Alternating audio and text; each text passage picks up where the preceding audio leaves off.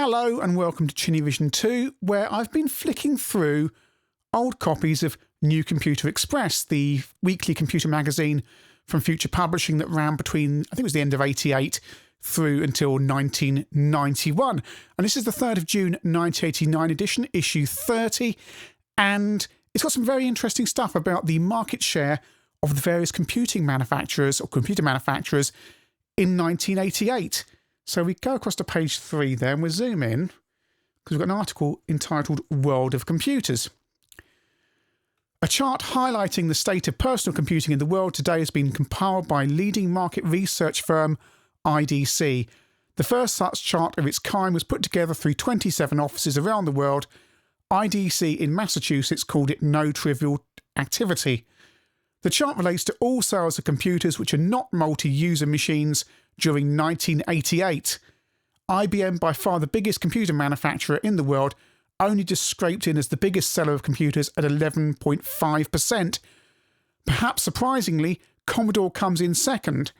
That is due not so much to the popularity of the Amiga as to the huge numbers of people still buying the C64.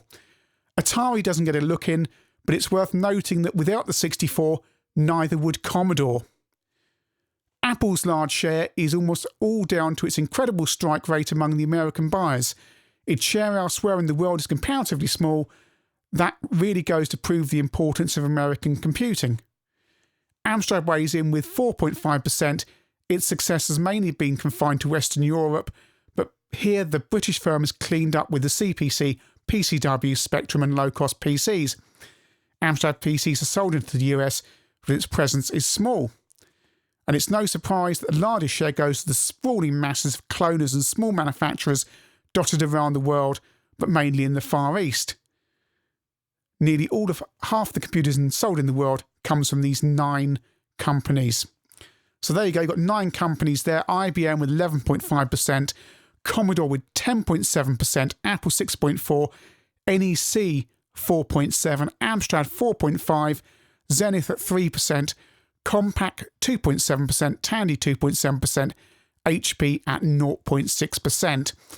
Which means, I mean, for what they're saying there, the headline I take away from this is Commodore would have less than 0.6% share of the market if they didn't have the C64.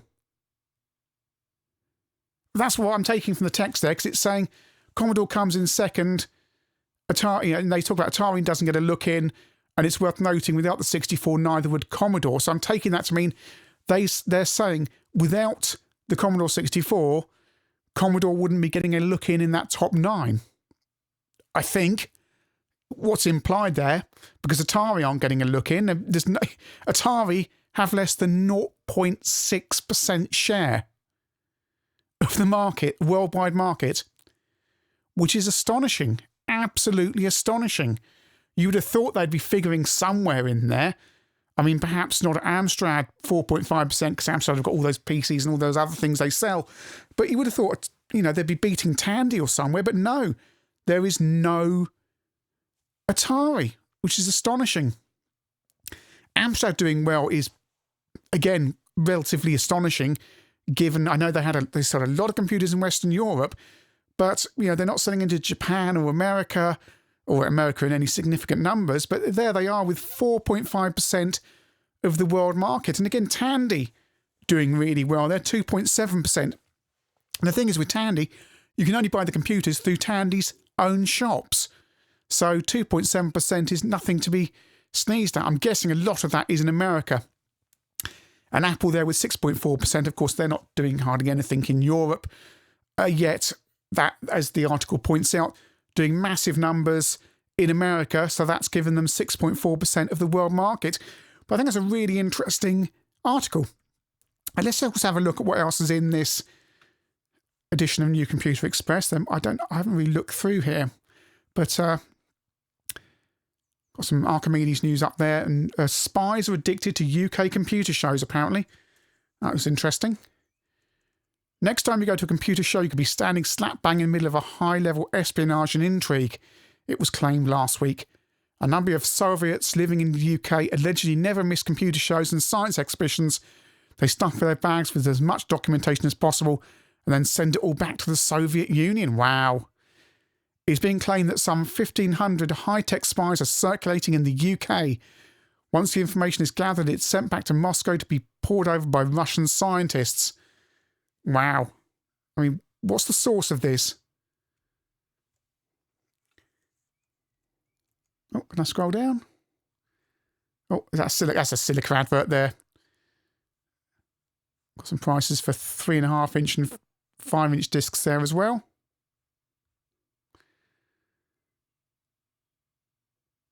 PC, what's that? PC sound card, music studio for PCs. I'll look through there. Oh, we got a letter about the Spectrum.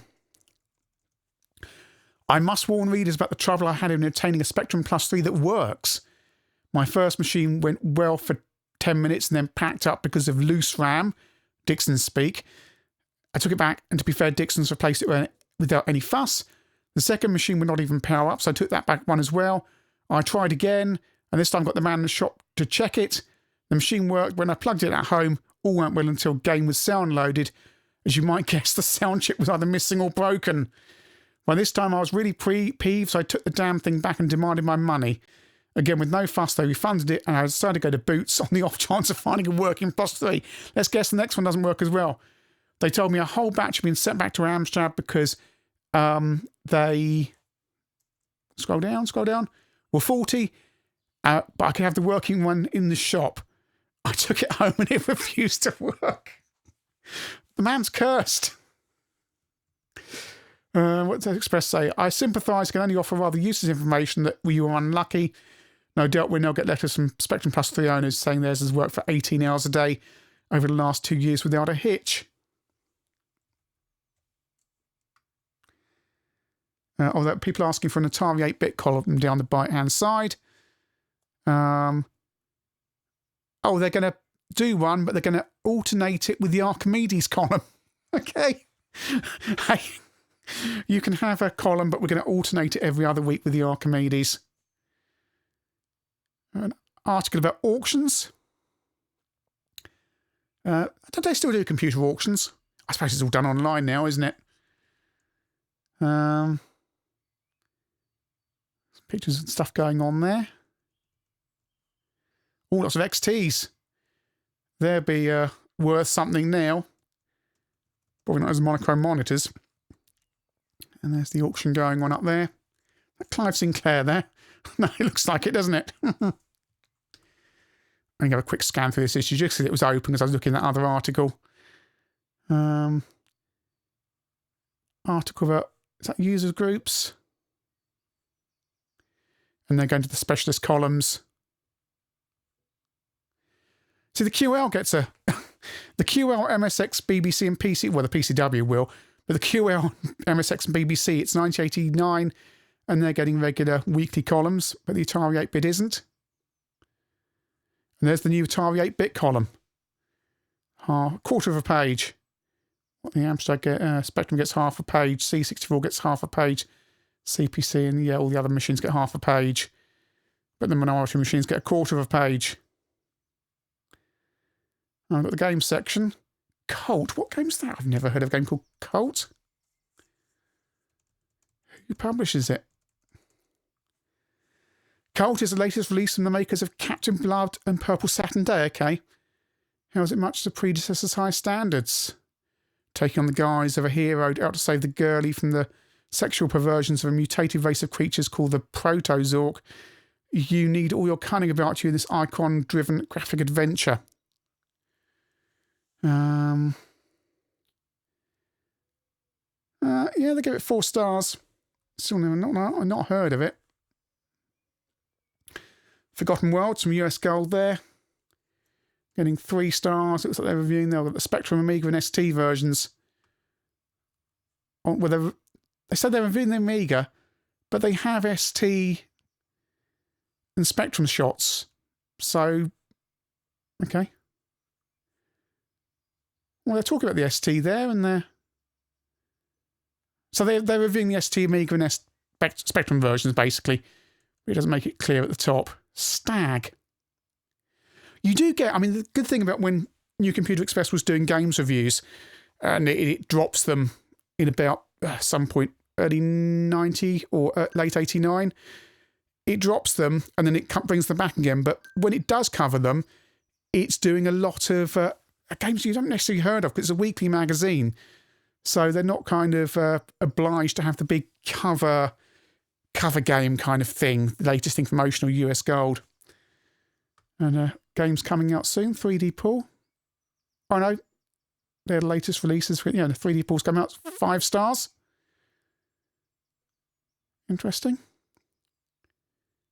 And that is that edition of New Computer Express. But the thing I was wanting to look at was that article about the computers and things up on page, wherever it was, page 3. And I thought that was genuinely really interesting. So yeah, thanks for watching.